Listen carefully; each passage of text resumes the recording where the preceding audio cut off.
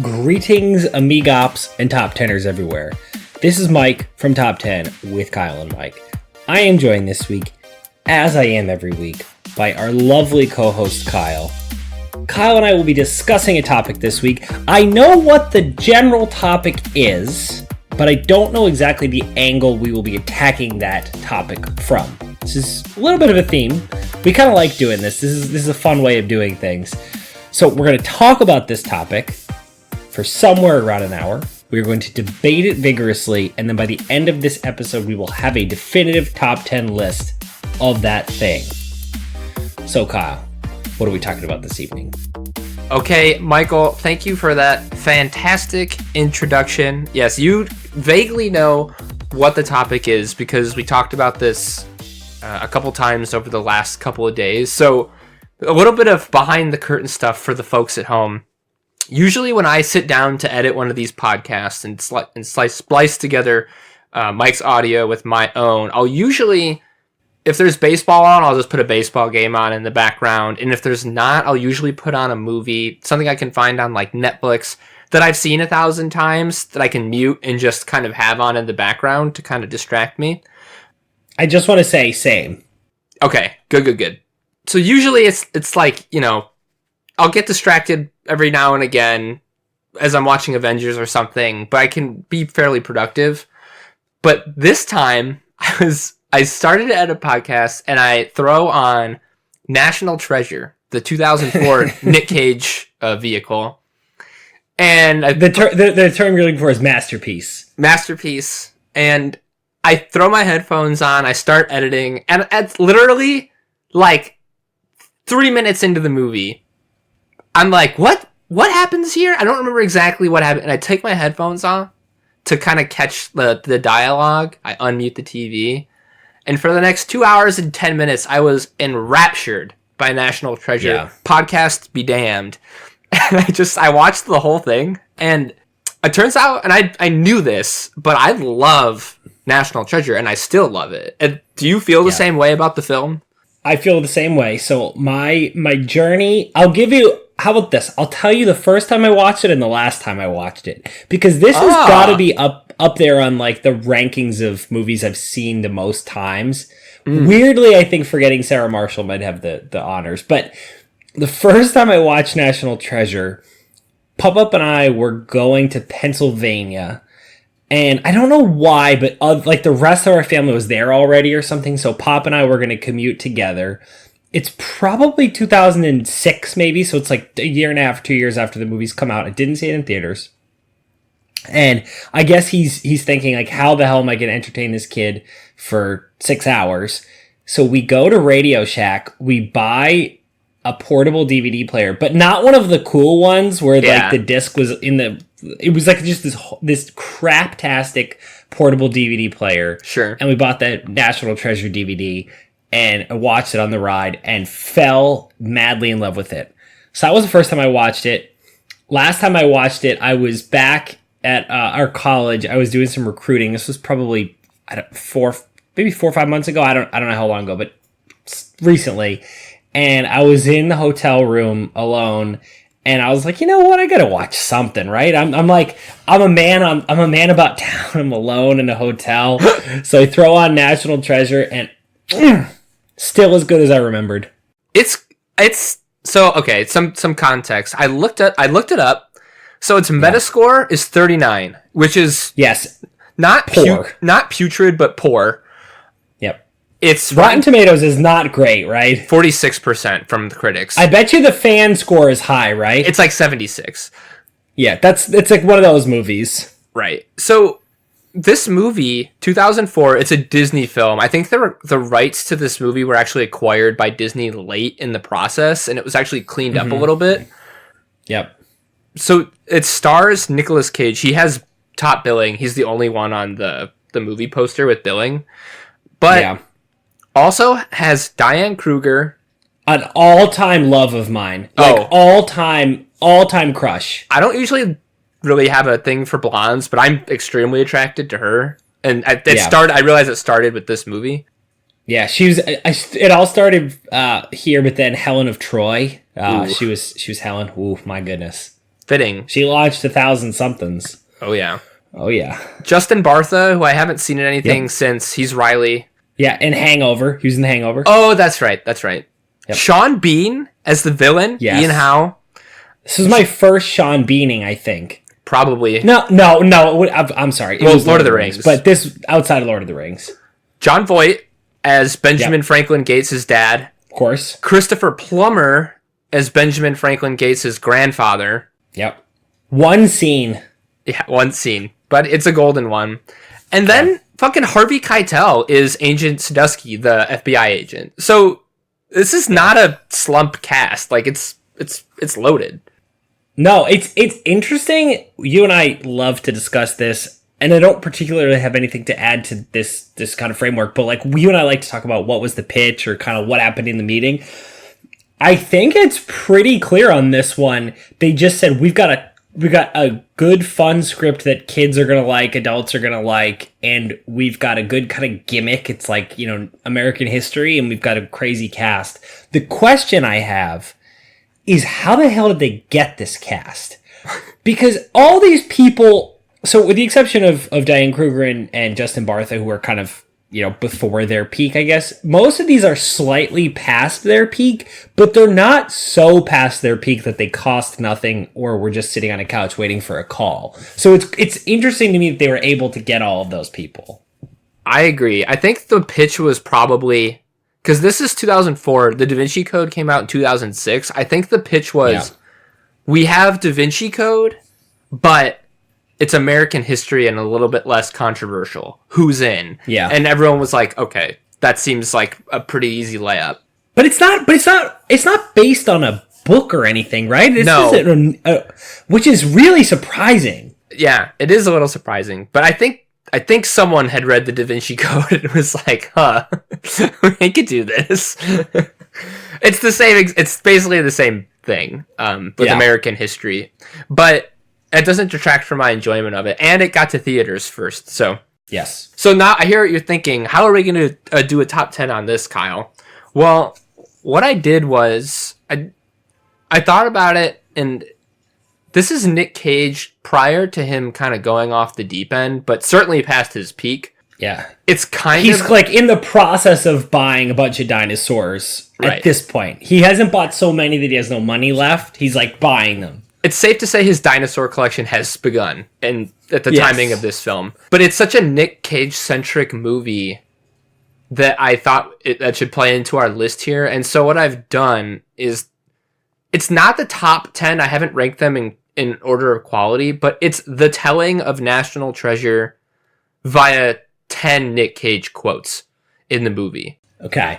So are they the most Nick Cage quotes? Like it's the most Nick Cagey quote? I tried to pick quotes that were both Nick Cagey and also instrumental to plot development. And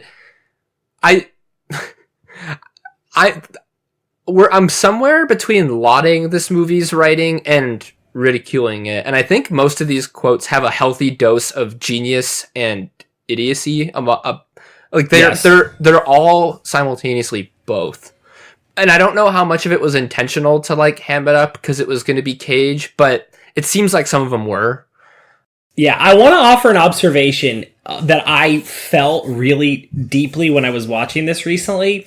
It's that I think when screenwriters are getting together with producers and they're either working on the rewriting process or they're storyboarding, like when the creatives and the money people get together on a genre script, they say we have to hit certain like story beats or certain quotes. So my example is when you watch the Dark Knight trilogy, I think that those scripts, whatever you want to say about those movies, obviously you and I, our feelings are well known among the fans of this podcast, but I think that those are extremely smartly written, at least when compared to other superhero films. I think that's probably fair to say. But like once in each of those movies, there's a quote that clearly was added by the producers to make it an action movie. So the first one, it's like, I'm not going to kill you, but I don't have to save you. And the second one, kills a guy. Yeah. The second one, there's the part where he drops into the party. The Joker has got Rachel, and he says, like, a little fight in you. I like that. And then he's like, then you're gonna love me. and then in the last one, like, Bane says, like, you know, wherever he says, you know, where you'll be, he's like, I'll be right there. Me stopping you. And it's like just this bad sort of genre-y quote that's in the middle of a script that's pretty intelligently written. That's my long way of saying that's how I felt watching this movie recently, is I could feel the sort of creaking and groaning of like an actual smart, pretty well written script with quotes that I think a producer / money person just dropped in. So that's my feeling. When I watched this movie, I was like, oh, this is actually a pretty well written movie. Oh, that didn't fit. And I think that that's what you were feeling. Yeah. So there'll be a couple of those strewn about through here, but we'll get going because some of these are longer, and I'm gonna like they're sequential, so I'm gonna explain the context in which they come. Okay, let her rip. So the movie starts with the legend being passed to young Benjamin Franklin Gates, and then immediately smash cut to Nick Cage in like a huge parka. And by the way, they were way ahead on the Canada Goose jackets. Wait, did we talk about this? I don't know if we did, but they're all wearing that was one of my biggest. That was one of my biggest observations. Watching, it's like, wait, Canada Goose existed in 2004. They're all wearing. I think this is how Canada Goose got on the scene. They were like, let's push all of our marketing chips into National Treasure. They'll all be wearing them, and then everyone everywhere will be wearing them. It worked. It worked. Hey, it worked. It worked. Yep. So they're looking for this boat, the Charlotte. The secret lies with Charlotte. That's the first clue. Of course. We put it in our notebook. That's Blue's Clues. Blue's Clues. So, anyways, they get into the ship. They find it. They find this pipe, and then it's clear that there's an inscription on the handle of the pipe that they're gonna run in ink and then roll over some paper. So instead of like finding something to like some kind of ink, he immediately just whips out this knife and stabs himself in the thumb and then rubs his fucking blood all over this pipe and then rolls it out over his notebook. And then he reads the inscription. The legend writ, the stain affected, the key in silence undetected, 55 an iron pen, Mr. Matlack can't offend. And then he pauses and he goes, it's a riddle. And they're all like, we know. It's really good. That's incredible. Because it really hits like a lot of the Nick Cage beats. Yeah. But the biggest is just verbalizing that which did not need to be verbalized. It's a riddle. Yeah. And he ends up figuring it out, and I don't know if we have time to read the whole thing, but it's really an awesome scene, and I wonder how much of it was kind of ad-libbed on his own as he kind of works through the clues, and this is how he figures out that a map has been transcribed on a resolution that 55 men signed, the Declaration of Independence. So resolution, a resolute. I'll just fucking read it. Wait a minute. Iron pen. The iron does not describe the ink in the pen. It describes what was penned. It was iron. It was firm. It was mineral. No. Wait. It was firm. It was adamant. It was resolved. It was resolved. That's how he gets to it. So important to note here. This is when Sean Bean suggests that they borrow the Declaration to investigate it, which Nick Cage is just completely aghast at and can't believe that he would ever suggest such an action. So that's important for later. Just remember that. Yes. So, all right. So then there's this whole crazy thing where they escape the boat by blowing it up. Yep. It's a nice, fun action set piece. Yeah, it is really fun with that huge snowplow. Yeah. The Bobcats. Good time. Yep. All right. So next we see then Sean Bean and them leave them for dead, and they kind of just like glaze over it, but Nick Cage is like, "Oh, well there's a shipping or a fishing village 9 miles east of here." And they're like in Antarctica. Yeah. Whatever. On foot. That is an interesting like that's a whole movie. depending on who the director is. Like, some artsy ass director could make that into an entire movie. It's at least a short story. Yeah. And in Sicario 2, Day of the Soldado, it's about 70 minutes. All right, so that's 10. Number 9. So they get back to the States and they're trying to warn everyone that they can about the impending theft of the Declaration of Independence. No one wants to listen to them. They get to the office of Dr. Abigail Chase, who is working at the National Archives. Yeah, she's very cute, man, is what Riley says. Yeah. So this is funny. It's funny because it's actually just funny. He's trying to describe a treasure map on the back of the Declaration of Independence without sounding like a total loon. Yeah, because he's been laughed out of the offices of several other departments. Yeah, so he says, "We believe that there's an encryption on the back." And she says, "Like a code?" He says, "Yes, ma'am."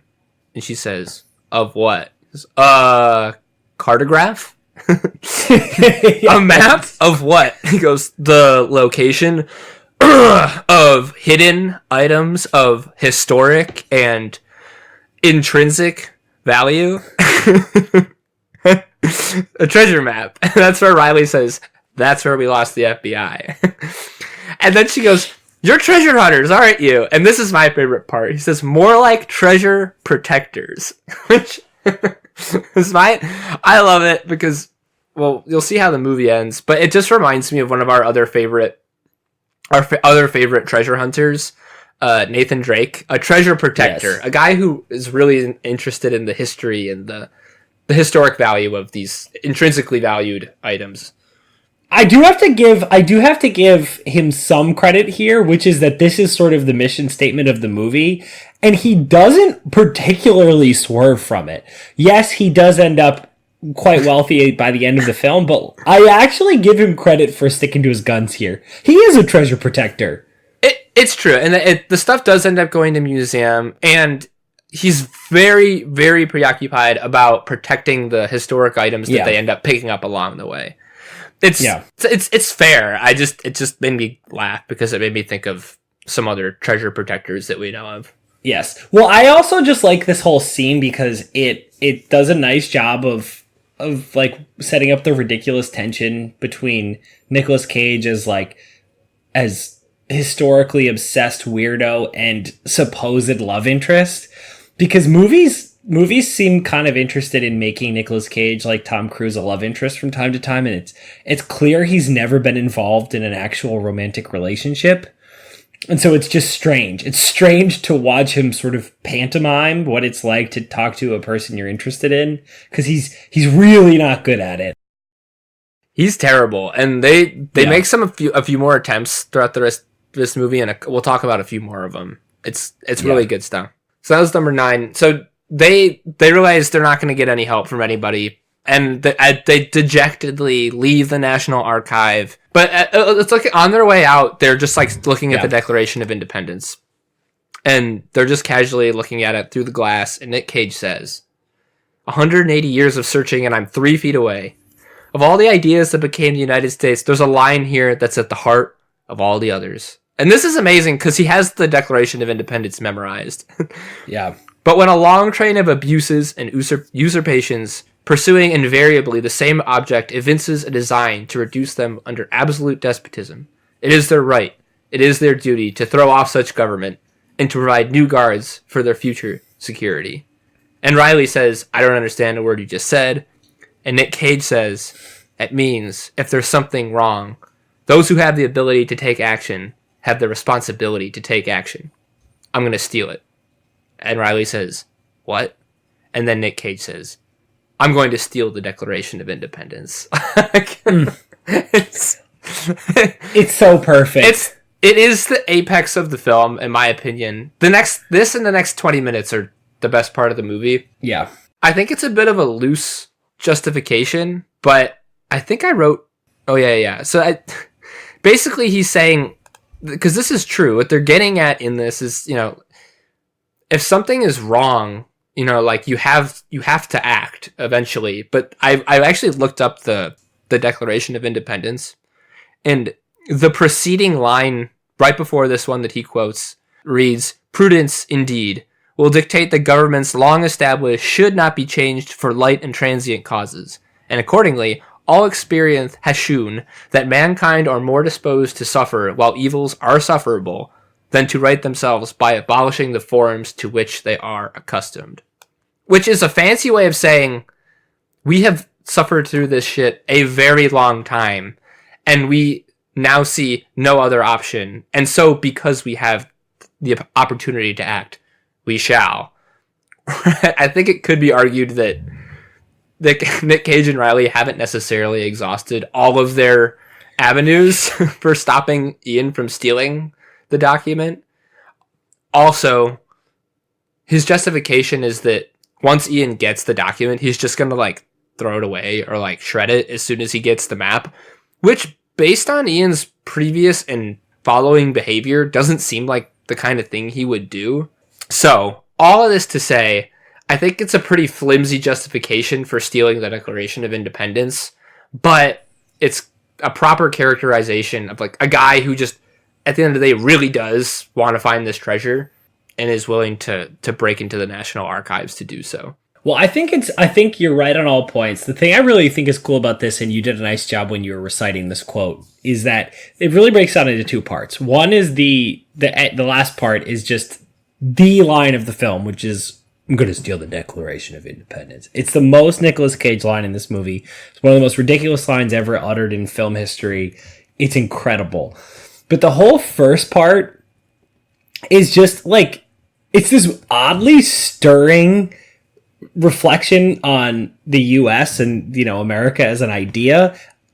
There's plenty of well-documented problems with, you know, just beating off to the Constitution and the Declaration of Independence. Whatever. We'll ignore that for a second and just say the idea of America is really cool, and this movie does a really nice job of reflecting on it, and I enjoy that. I remember watching this recently and thinking, wow, this is cool. I'm kind of into this as I've gotten older and as I've thought a little bit more about like the governing structure of our lives. It's cool that this movie kind of pauses to talk about what's so different about it.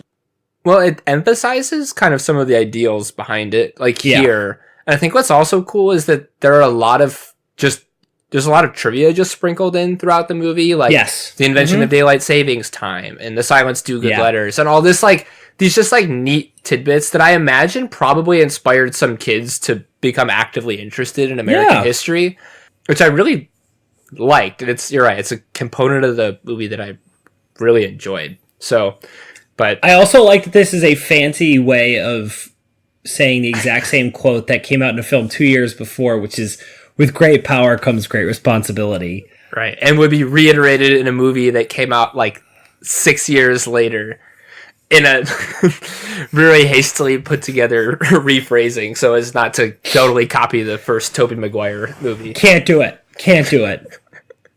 They do it again in the Tom Holland one, but I don't even care because it's so good.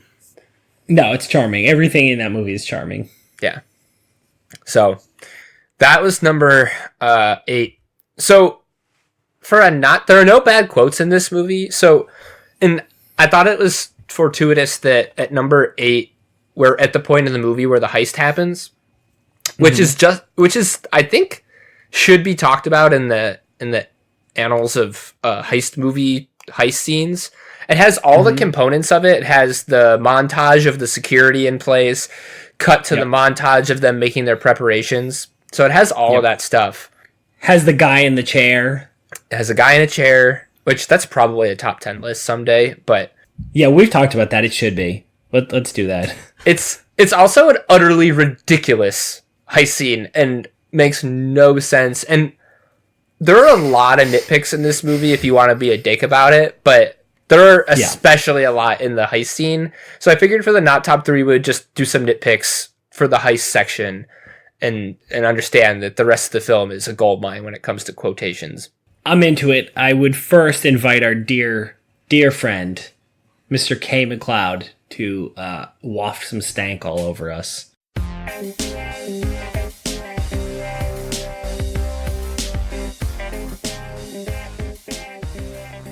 Thank you, Kevin. That was just what we needed to roll into this questionably put together heist plan.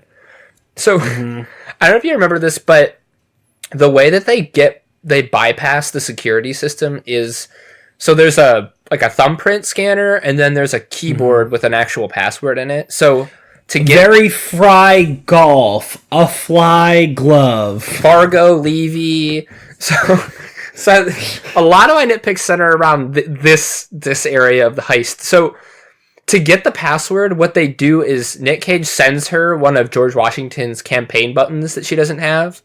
But he douses the whole thing in invisible ink before doing so. But it's urine. It's pee mixed with lemon juice. And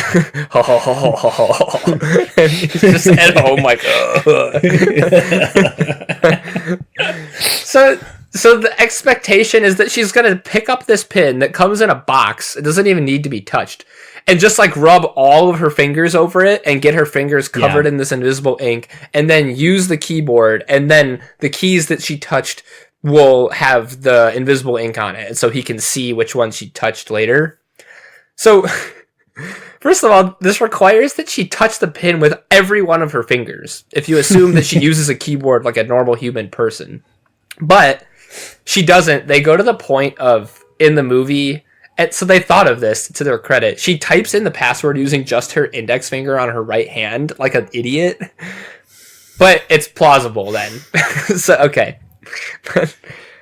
Wow, this completely went over my head. I always thought, this is just me being dumb, I always thought it was just a fingerprint situation, that he was seeing those. But now that I think about it, it doesn't make sense, because other people would have access to it, and if they have a personalized code, that doesn't work. So, wow, that just went over my head. It took me, well, to be clear, I watched this once when I was supposed to be podcasting, and then I watched it again today to take notes. So I've seen this movie twice in the last 2 weeks. Okay. So that's a tough one to get by. And then he lifts her fingerprint off of a champagne glass that he hands to her, and he's holding it like by the bottom so as not to get his own finger. And she's not very creepily. She's like, okay. And then like, first of all, he's lucky that she didn't already have a drink, and then he gets bailed out because another guy shows up with a drink, and then he takes the first one off her hands. So he lucks out there. When he starts talking to her, Riley in his ear goes, "Is that hot girl?" Which implies that Riley was not aware that part of the plan was to talk to her and get a fingerprint from her. That's an excellent point. Yeah. Which is alarming. That's just a plot hole. That is just a downright plot hole. And then so then they get all the letters, right? He reads Riley the letters that are on the keyboard, and he does exactly what you said. A very golf, Fargo Levy, Fry, and then Nick Cage, like a supercomputer in his brain, goes, "It's Valley Forge." He goes, "What? I don't have that on my computer." And he goes, "She typed in an L and an E twice. It's Valley Forge," and types it in, and it's correct. It's like, what encryption like anagram software are you using that like doesn't take into account that numbers or letters can be used more than once? Like, yeah, that's interesting. I was thinking your nitpick was going to be that Nicolas Cage concluded that, but I think you're right. That part isn't all that improbable. The fact that the software didn't even possibly allow that it could be used multiple times is insane. I actually like that. It's like man over machine, and it's like another... Yeah. They do this several times throughout the movie where like his knowledge of American history is like the trait that means that they could do this over anyone else, and he knows Valley Forge.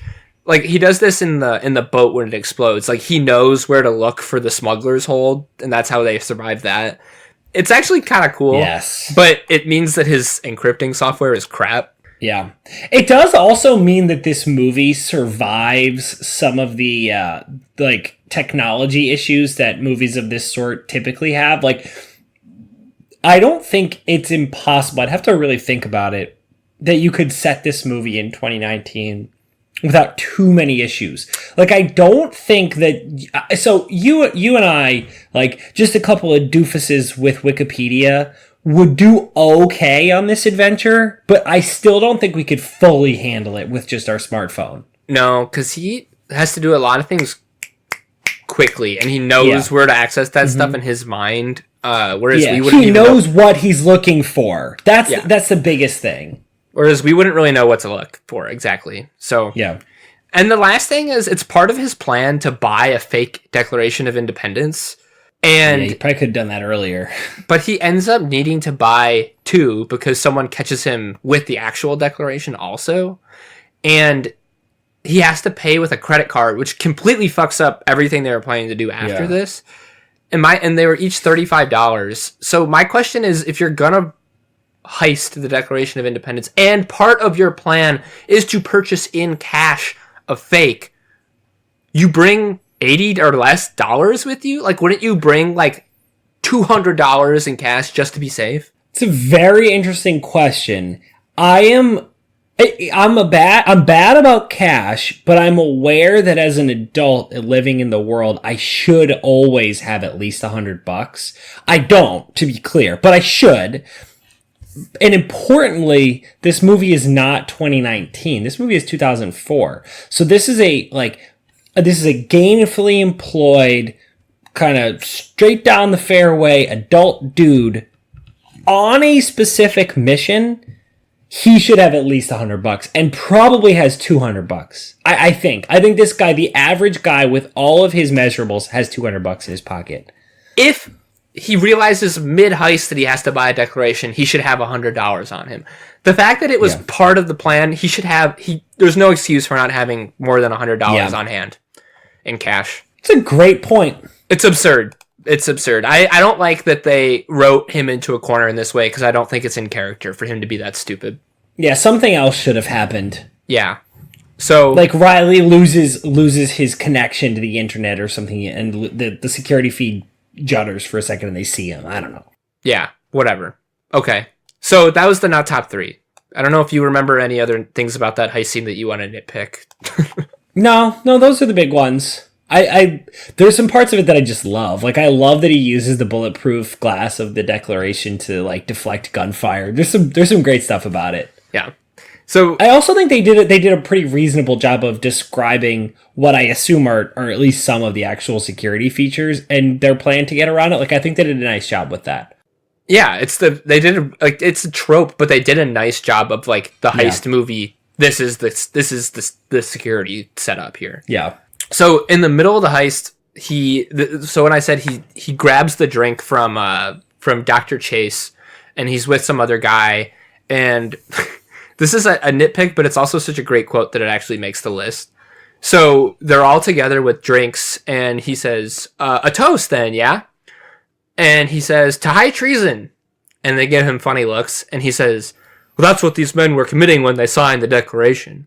Had we lost the war, they would have been hanged, beheaded, drawn and quartered. Oh, and my personal favorite. Had their entrails cut out and burned. Laughs.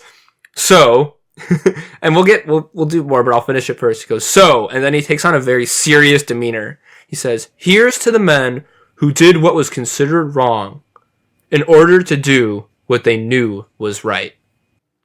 What they knew was right. He repeats it. And then he houses the champagne. He drinks it all in one go.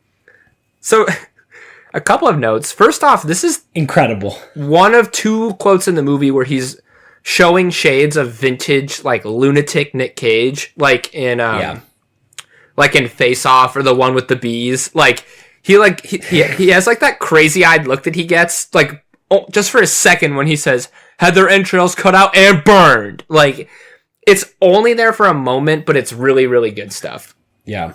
And the second thing, it's a nitpick, is, like, he's telling her, he's already told her that someone intends to steal the Declaration of Independence, and now he's ominously toasting to people committing high treason and doing what was considered wrong in order to do what they knew was right.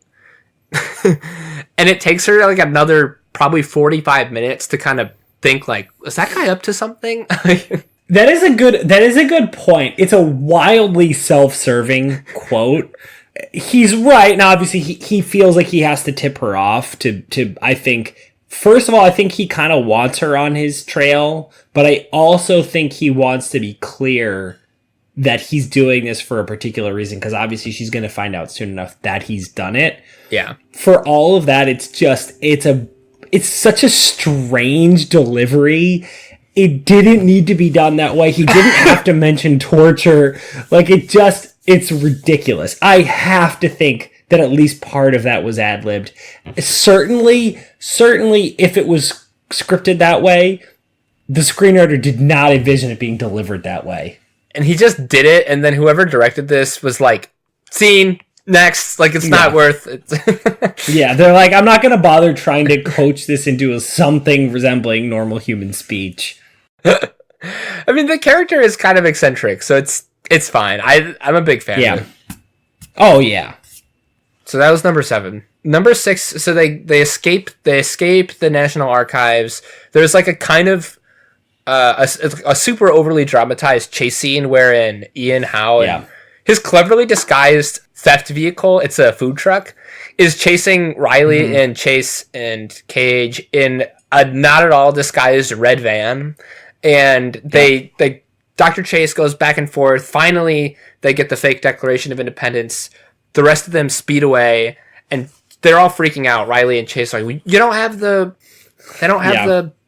they have the Declaration of Independence. And Gates is telling them, we have it. And he's explaining that he gave them... He's like, are you all right? He keeps me, are you all right? Yeah. Are you all right? He goes, she goes, are you hungry? She goes, what?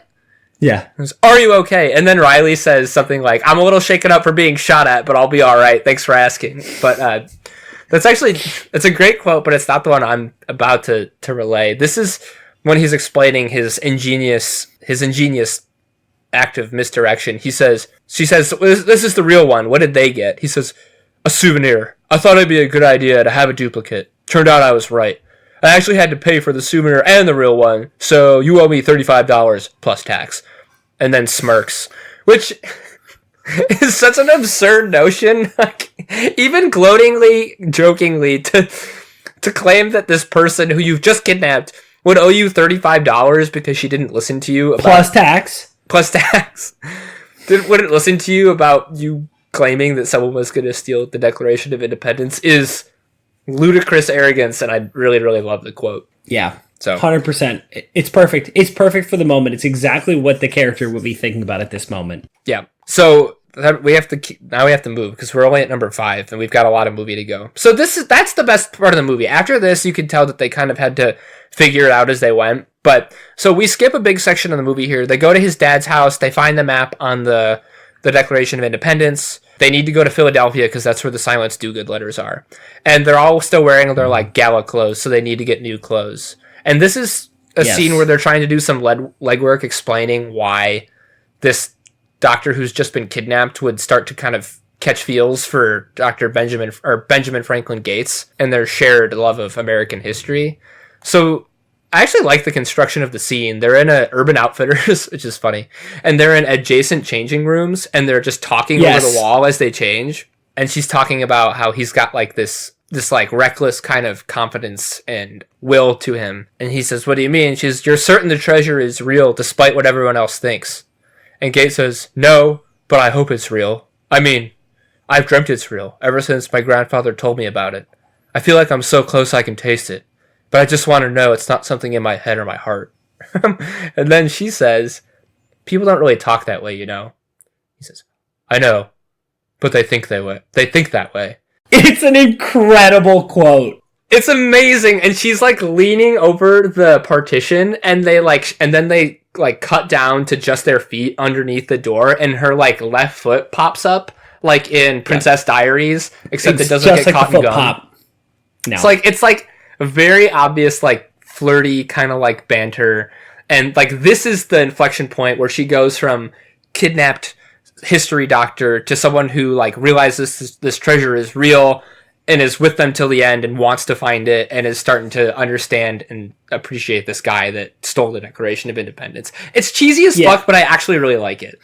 No, I also think it accurately portrays why they would get together. Like, I think the movie was smart in realizing that it's not just like the smoldering sexuality of Nicolas Cage. It's the fact that fundamentally both of them are idealists. Like, she's much more beaten down by life, but fundamentally they both think that way. Like the quote, they're both the kind of people who think in those grand notions. She's just smart enough and world weary enough to beat it down, but they both think that way, and that's what connects them, and it's really smart.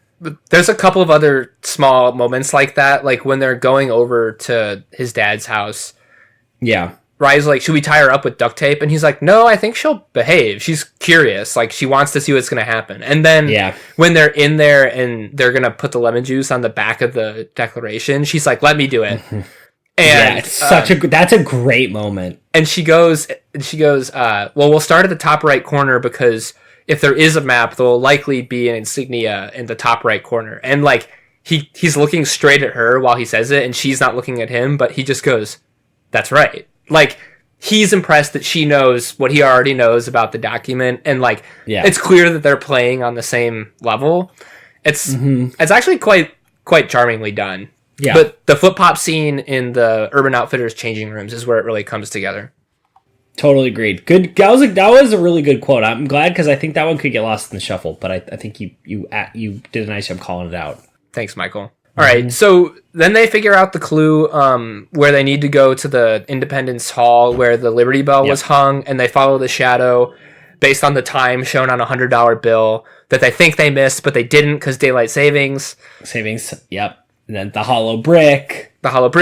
They find the glasses, and then there's another on-foot chase scene through Philadelphia in which Ian's henchmen are shockingly profligate with their gunfire. They very indiscriminately firing bullets in a heavily populated urban area. Insane. And they're not using, like, a lot of movies will go the step of just putting silencers on pistols because it's like, and even though that would, like, a silenced pistol is still very loud, but at least in movie currency it's okay to do that and understand, like, okay, no one heard. They don't have silenced weapons, so it's like very much would be drawing attention, but there's no police involvement in this scene whatsoever. Anyways, Ian gets the Declaration. Nick is apprehended by the FBI, Benjamin Franklin Gates. Riley and Dr. Chase escape, and then Riley and Chase get in cahoots with Ian, and they organize a rendezvous on the USS Intrepid in New York to basically do a handoff of the glasses for the Declaration. So, and Nick has to go onto the boat by himself, and he's on the phone with FBI agent Sadusky, played by the Wolf Harvey Keitel. And it's just this dumb quote. It's another one of these things where he's giving his not nemesis, but his opponent, like, very leading quotations that they choose to do nothing with. So he says to Sadusky over the phone, "You know, Agent Sadusky, something I've noticed about fishing, it never works out so well for the bait." And it just goes ignored. Like, there's no lead up to the quote and there's no follow up. It's just this, like, dumb kind of pithy line. I think this is one of the ones that you were kind of alluding to where they just, like, crammed it in there for him to say something kind of clever. So what the kids call a non sequitur. Yeah, exactly. Comes from nowhere, goes nowhere. And then a few minutes later, this is after one of Ian's henchmen has made contact with him. Sadusky says, "Gates, are you with me?" And Benjamin Franklin Gates says, "I'm sure not against you if that's what you're asking." Like, clearly telling him, like, I'm not against you. Just be aware that what I'm about to do is not you personally, but I'm still about to fuck you. And and this is right before he jumps off the boat and is then pulled away by these, like, diving experts with, like, one of those Call of Duty style self-propelled, like, torpedo. It's actually a pretty cool visual. I really like that part. It's really cool, and I have logistical questions about how far away you'd have to go to be out of the line of sight of this, because they have air support. They do, but they thought of this, Mike. They say, "Do you have visual on Gates?" And the FBI agent in the helicopter says, "Sir, it's the Hudson. Nothing is visible." So it's like, haha, the Hudson's dirty. And it's also like, calm down, they could have gotten away. What doesn't make sense is the same guy, Shaw, my favorite of Howe's henchmen, who is pretending to be a tourist with a camcorder on the boat and tells Nick Cage to jump overboard, is the one that pulls him out of the water like 2 miles away downriver. He is? Yeah. It's wow, that's what the kids call a plot hole. It's the same fucking guy, but they're like, we only have Incredible. a couple henchmen. But I also like the earlier in the movie when they're at his house, the FBI agents are going through his degrees, like undergraduate at Yale, like master's at George Washington, and then he's like master diving certification, and like Harvey Keitel makes some joke. He's like, oh, I wonder what he wanted to be when he grew up. But it's also like a nice little like, oh, like this is feasible. Like he's a diving expert. Like he could have done this. I just thought that was this one gets in here because it's pretty light in this part of the movie, and also because it's just funny. Jaffiel. All right, I think I'll wait to do honorable mentions because we're going chronologically here, and the honorable mentions the chronology piece is tough. Yeah. So I'll just keep going. Number 3. So they go through a few more clues. Basically, they figure out that the last place is at the intersection of Wall Street and Broadway in Trinity Church. Here at the wall, spelled with 2 E's. We'll dig more into that in an honorable mention because it's a fun quote. But so then they go in, they break into this tomb. They go down into this large, like winding downward staircase with a seemingly bottomless pit. And then, not surprisingly, the staircase fails, and there's a cool kind of action sequence, very Indiana Jonesy, with a lot of rope swinging and cliff grabbing. Extremely Indiana Jonesy. And there's a bit where there's Gates and Chase are stuck on like a slanted staircase, and she's falling off, and he grabs her, and then the Declaration is about to fall off, and they like lock eyes, and he goes, "Do you trust me?" And she says, yes. So he drops her. She lands on a platform below. He rolls over to grab the Declaration of Independence.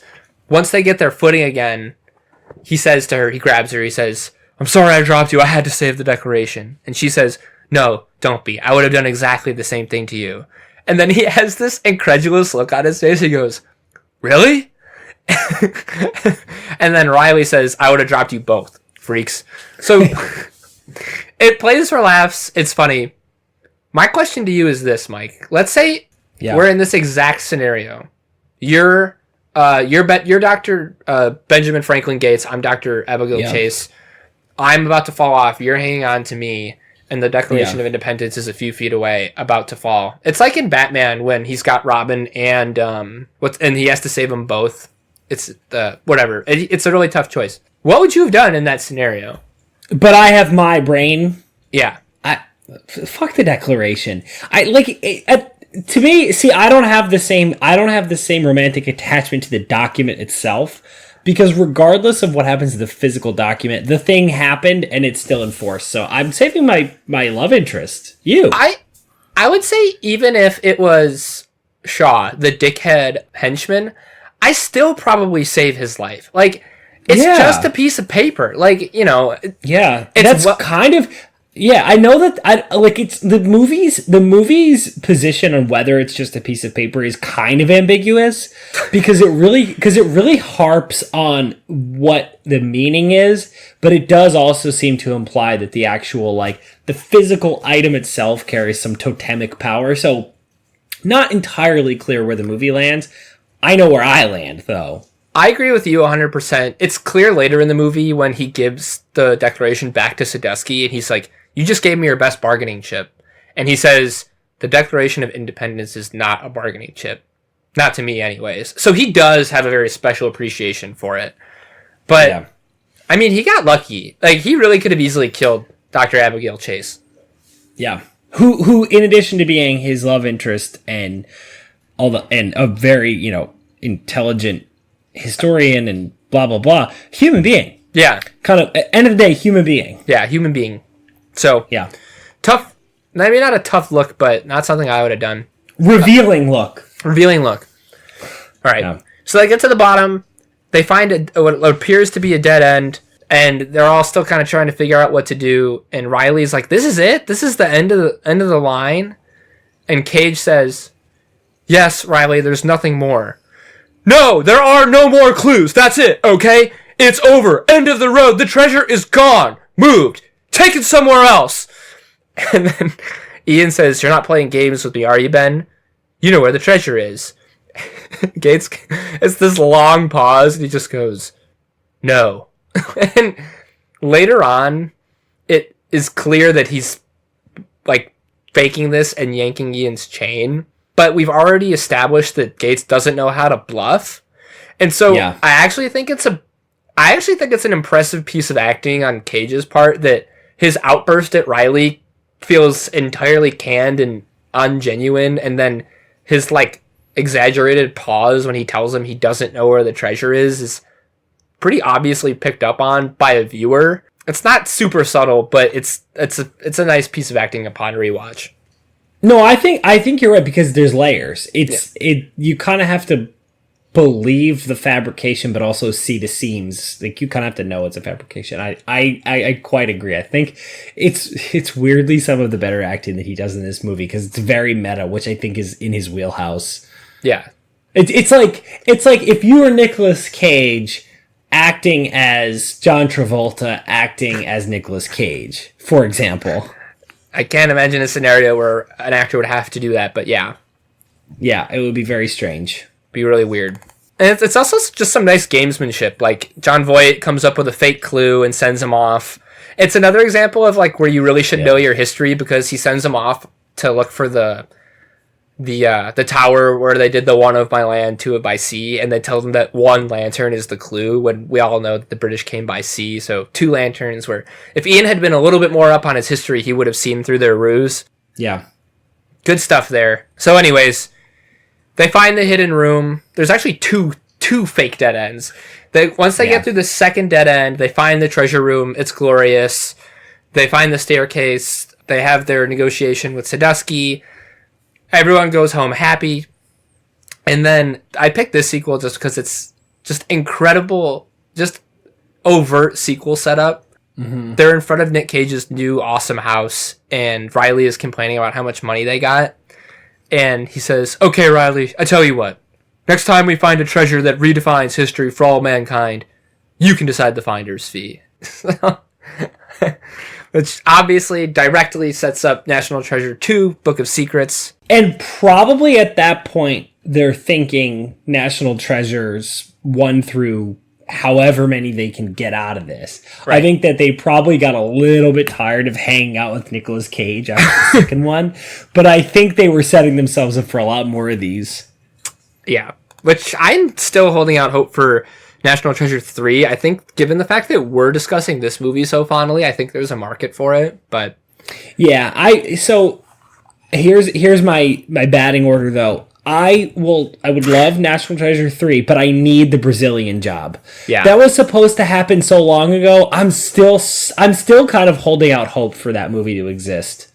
It could happen. This is the time and age for it. So who knows? I know. Oh, it'll be so great. Oh, it'll be so good. Yeah. So some honorable mentions. I like that in this same scene, Riley is complaining about they offer you 10%. We ended up taking 1%. He's like, so I walk home with 0.5%. And earlier they float the figure of 10 billion as the rough estimated value of the treasure. 0.5% of $10 billion is $50 million. So yes, again in 2004. Yeah, so Benjamin Franklin Gates and Riley each walked away with $50 million from this treasure find, which is stunning. Yep, a staggering amount of money.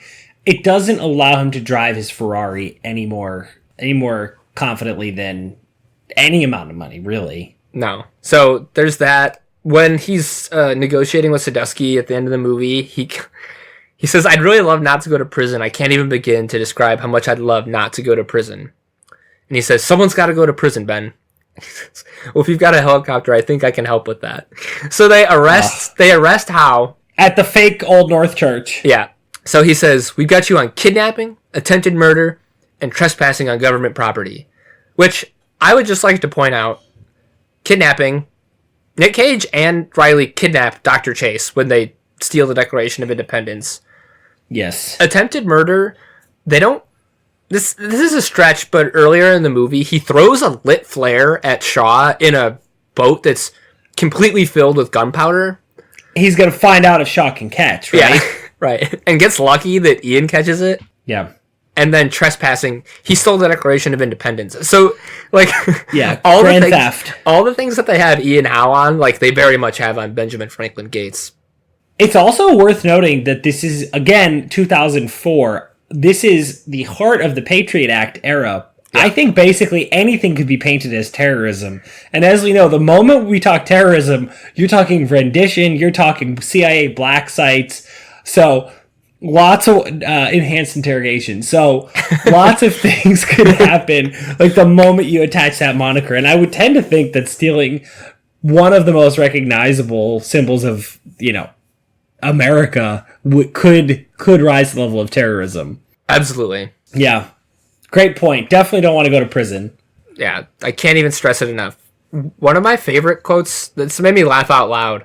So I forgot to mention that Shaw, our favorite henchman that's come up a number of times, is the fodder that gets thrown to the bottom of the large pit when the stairs fail. Yeah. Underneath Trinity Church. So he dies. Sure does. Right when they get to the bottom of the thing and Ian leaves them to die, basically, Riley's complaining about how they're likely going to die. Nick Cage says, nobody's going to die. There's another way out. Callously ignoring that Shaw just fell to his almost certain death. Like, yeah, he's dead. Like, really callous comment from Ben Gates on this one. Yeah, maybe nobody else has to die. Yeah, no one else going forward. Yeah. And when they're going down into the pit, there's a really bad line where he's like kind of standing aside and letting everyone else walk ahead of him. And as Dr. Chase walks in front of him, he just grabs her by the arm and goes, "Come here," and spins her around and kisses her. It's just incredible. Just wild stuff. And then the other henchman that's not Shaw, the one that lives, goes in a weird, I don't know why he's Scottish. He goes, "How come that never happens to me?" It's that's one of the most unnecessary and ridiculous lines in movie history. That whole sequence is just dumb, but yes, the "how come that never happens to me" is like, what is your name? Is it Fargus? I don't know what your character's name is or what you do in this movie. I think his name was Macduff. Yeah, probably. Good one. So that's my list. I took an entire hour to do that, so hopefully you don't have too many other quotes that you'd like to insert here. But that is that's the telling of National Treasure by Benjamin Franklin Gates quotes performed by Sir Nicolas Cage. Incredible. I have no quotes to add. You hit them all. I would also like to say I think we skipped the recap because it's chronological and these are super long. So if you survived an hour with us, then bravo to you. Watch the movie again, and I think that's the scoop. That was incredible, incredible, and I want to find other creative ways of doing this because I love the deep dive on the one movie.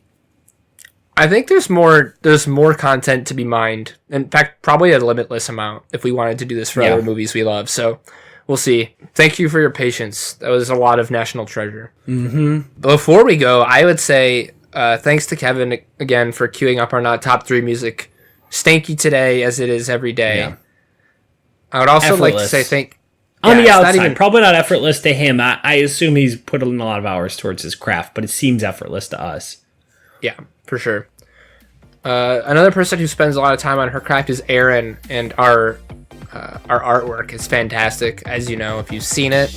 Don't forget, if you wanted to see more of Erin's artistic stylings, they're all readily available on Instagram at Saint Design. Yeah, and I would similarly thank our social media director, Caroline Labranti, and I would direct you towards her new photography Instagram that is called something. I don't know. Search Caroline Labranti photography on the old Instagram. She's doing some cool stuff there. Primarily pictures of my lovely nephew Sal so far, but there's other good content to come, I'm sure. And you should check out her work for us on our Facebook group, our Twitter, our Instagram. All those things are Top 10 KM with the 10 spelled out TEN. If you have any feedback, you want to, tell us National Treasure sucks and you're not going to listen to this episode, well, whatever. Fuck off. But you send us an email at top10km@gmail.com. Finally, I know you're listening to this on some sort of podcast app, but if you need another one, check us out on Stitcher, Spotify, Podbean, pretty much, or the Apple Podcast app, importantly, or pretty much wherever podcasts can be found. So that is the sum total of things I would say. No, I think we have hit it all. Of all the things that needed to be said. Big thank you to you, Michael. That was a good time. And a big thank you to you, and of course, to the incomparable Sir Nicolas Cage. Thank you, Nick Cage. Yeah. All right. See you, buddy. Till next week. Peace.